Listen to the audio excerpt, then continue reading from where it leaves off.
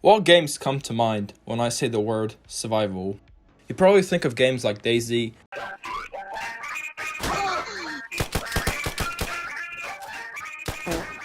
Minecraft, Did you? or Rust. You're a fucking. And if I asked you to list what these games do well, you'd probably say the immersive zombie-infested world of DayZ, the infinite possibilities of Minecraft, and the chaotic and fun multiplayer of Rust.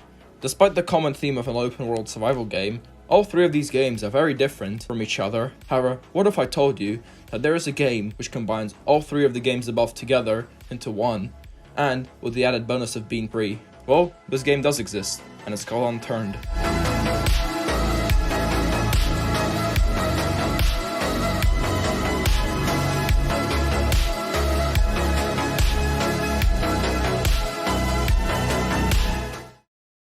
Unlike most video essay YouTubers, I'm not going to explain how a monkey discovering fire led to the foundation of the gaming industry.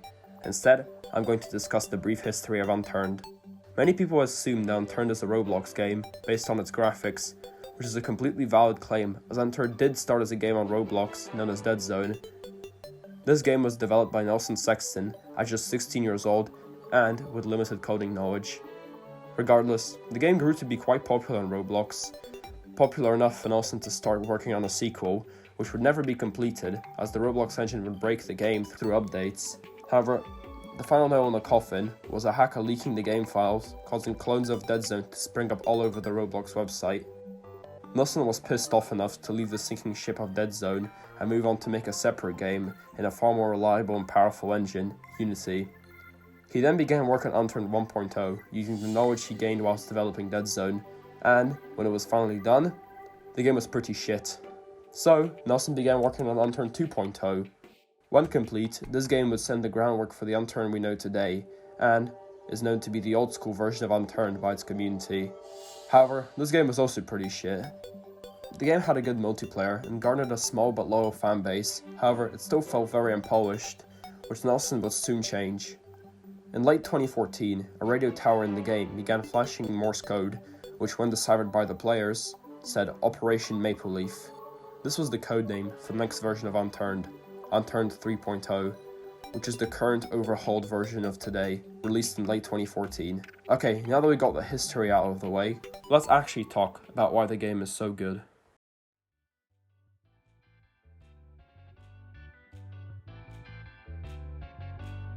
No matter how you play the game, if you're playing multiplayer, then fighting other players is as essential as surviving itself, which is why weapons, primarily guns, are a key aspect of Unturned.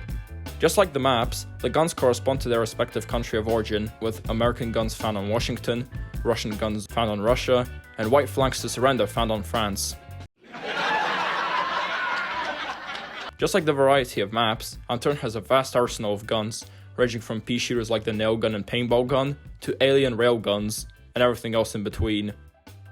The guns themselves can also be tuned via attachments for Battlefield 2042 type menu, with aspects such as fire rate, ammo capacity, and accuracy, while having the ability to be changed based on the attachments and gun combination. Despite having such a large array of guns, all of them are surprisingly balanced, without there being a single gun which is better than all the rest, because just like the rest of Unturned, the guns cater to specific playstyles, making them as good as the user or the strategy they use.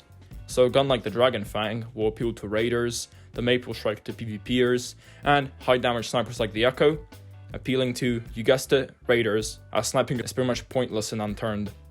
The guns are a perfect example of how Unturned's complexity works, that is, by being focused on player freedom rather than any difficult mechanics such as looting. Speaking of, looting in Unturned is surprisingly satisfying, as the loot is divided into tiers, which you unlock as you progress.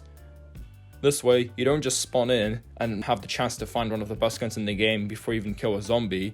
Instead, you progress through the map, finding better gear as you go along the way, which is best showcased on a map like Russia, as you spawn in areas of low-tier loot, and as you progress, you get better and better gear. Additionally, some of the best loot is stored in locations requiring keycards or gas masks to enter, which has the needs for grinding before you get the reward. This is best done on the map Elver, in which you need to spend hours grinding for a respirator before you can even get into the Dead Zone. However, the loot you find in the Dead Zone can all be found anywhere else, making the grind worth it.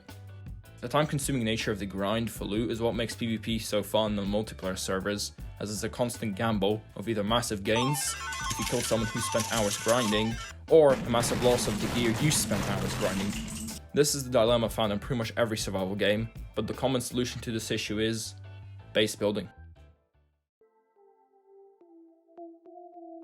I have already mentioned base building, but I haven't gone into detail yet, because, well, there isn't much to talk about, as the base building system is pretty much the same as in Rust. They even added a housing planner to have the same menu and instant placement like in Rust.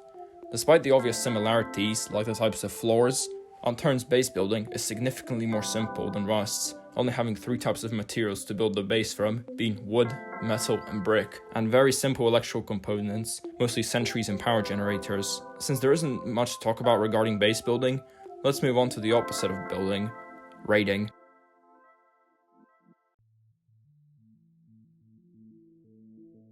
Just like in other survival games, such as Rust, getting enough gear to raid someone takes time, and Unturned is no different, as it takes hours to craft enough C4, as you need to keep going to military bases and to cities just to get enough glue and explosives to craft said C4. However, even when you get all the C4, it still isn't enough, as you also need to obtain a detonator, which spawns entirely through luck, so you now need to run around the map even more to hopefully find a detonator. Eventually though, when you gather all your gear and hopefully don't get killed whilst moving it, you can raid someone's base, knowing the possibility of not making any return at all in case they have absolutely nothing of value, so your hours spent on grinding will be completely wasted. Regardless, raiding an Unturned is probably the closest thing to a goal, as it is something your high-end gear and hours grinding to go.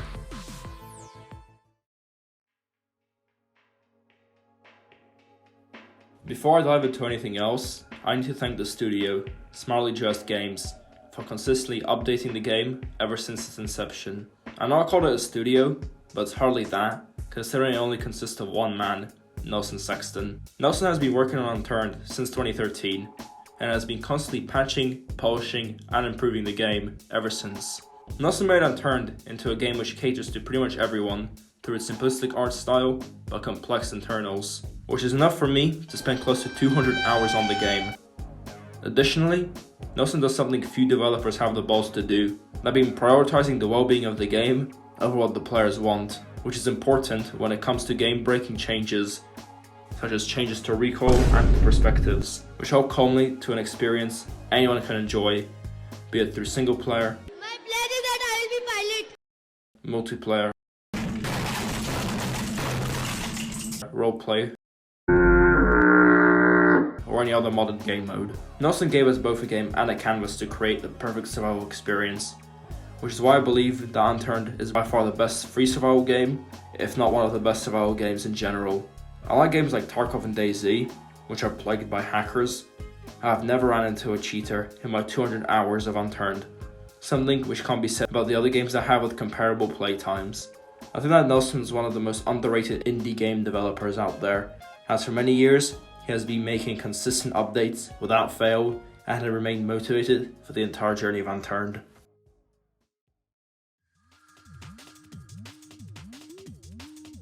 However, Unturned isn't perfect, and I would be lying to everyone saying it is. However, the flaws are less to do with the developer or the game itself, but instead the way it is being played and how that impacts the game's longevity. You see, in the early days of Unturned, the most popular servers would be fully vanilla, meaning that players would play the game the way it was intended, in the ways I previously mentioned. But as Unturned 3.0 became more and more mainstream, more people would join the game, most of which would be younger, to the point that the way the game is played now differs drastically the way it would have been played only a few years ago. Now, it doesn't sound like an issue at first, however, considering the servers which actually get players are pay-to-win PvP servers, it's starting to get a lot clearer why the shift in the community is a bad thing for the longevity of Unturned. Normally, to get geared and raid in Unturned would require hours of building, looting, and roaming the map to collect and craft enough gear to start a raid or to build a huge base. The younger demographic wouldn't be interested in this longer gameplay, hence a rise in PvP servers. Players would just spend money to instantly get all the best stuff to fulfill the craving for that sweet hit of dopamine. The problem? Not only does this breed toxicity, as PvP is inherently toxic, it also would cause content creators and anyone who wants to make content on the game leave the scene immediately. This toxicity even crept into RP servers, tons of reports of toxic admins ruining the experience for anyone involved, which to be fair is kind of typical for any RP game. These reasons led to a mass exodus of content creators and players alike, which is why when you search up Unturned on YouTube, you only get like 3 major content creators to a similar game, player numbers like War Thunder, having hundreds if not thousands. The impact these changes have on content creators can be seen through the YouTuber Zman1064, who had around 5,000 subscribers when he strictly made videos on Unturned, to now having over 115,000 after switching to Minecraft. When observing his channel, the Minecraft video made at the same time as the Unturned one has significantly more views, which only proves my point that Unturned is dead on YouTube. This is probably due to the fact that the game itself is dead, and or there's no content to make on the game due to its repetitiveness. But what about Unturned being one of the most popular games on Steam with an average of 50 or more thousand players online? Someone will ask. Well, I thought about that too. My suspicions on that number became even more apparent, but none of the servers on the server browser were even full or even being close to full. I wasn't surprised at all when it turned out the Steam charts were being botted and the real number of players is close to something like 8,000. I'm not going to dive deep into this for time's sake, but I will link evidence to this claim in the description for those who are genuinely interested. What I've just said contradicts the Unturned is great argument I've been pushing for like the last half of the video. However, I do think it's important to still criticize something which you like, especially when that criticism could benefit the game. I know I said that the repetitive gameplay loop is what is killing the game. However, through my personal experience, I think the bigger problem is the lack of players. So my call to you, the viewer, is to download Unturned, go to the server browser, avoid all that PvP and pay to win shit, and click on the first vanilla server you see. Trust me, you'll have fun, especially with friends. Anyways, this has been my half a year long wait video. Hope you enjoyed it.